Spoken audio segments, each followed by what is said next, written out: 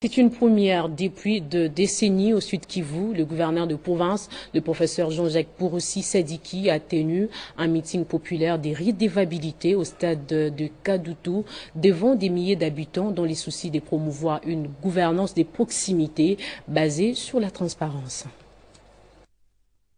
Sous le soleil d'après-midi, le gouverneur du Sud Kivu, le professeur Jean-Jacques Purusi Sadiki, en train de saluer la population, direction le stade de la Concorde de Kadutu, où l'attendaient des milliers de personnes venues assister au meeting populaire, appelé ici meeting de redevabilité. Après les honneurs de la police nationale congolaise, il fait son entrée au stade.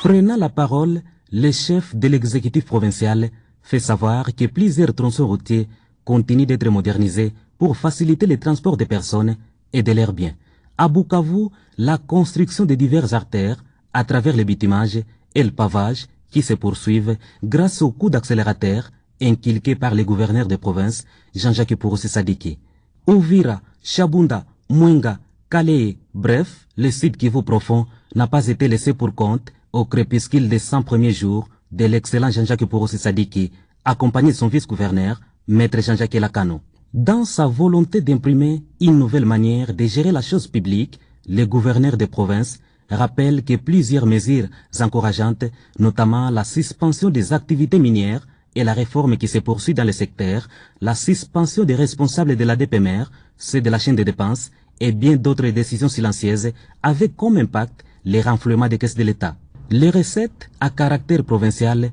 ont fait un score significatif de 600 000 $ américains en juin dernier, avant la venue de l'actuel locataire de Nyamoma à 1 503 000 $ américains de mobilisation mensuelle pour le mois d'août. Dans sa proximité légendaire, le patron de l'exécutif provincial s'était rendu dans les territoires de Chabunda, Uvira, Calais et Walungu pour cerner au mieux les problèmes et y apporter des solutions idoines avant de vanter les prouesses enregistrées dans le domaine sécuritaire. Pour la première fois de l'histoire de la province du Sud Kivu, une rétrocession a été offerte aux entités territoriales décentralisées pour le financement des projets uniques évalués à 60 000 $ américains dans les villes d'Uvira, ville de Baraka, territoire de Fizi, territoire d'Uvira, territoire de Chabunda pour le premier panier. Une autre rétrocession de 500 millions de francs congolais a été annoncée en faveur d'autres entités, parmi lesquelles les 3 communes de la ville de Bukavu.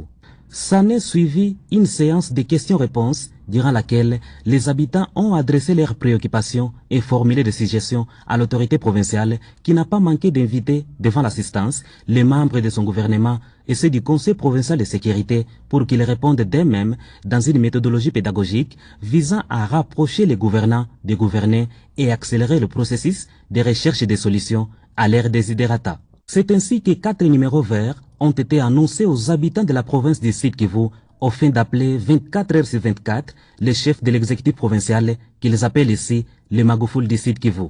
Et le ministre provincial des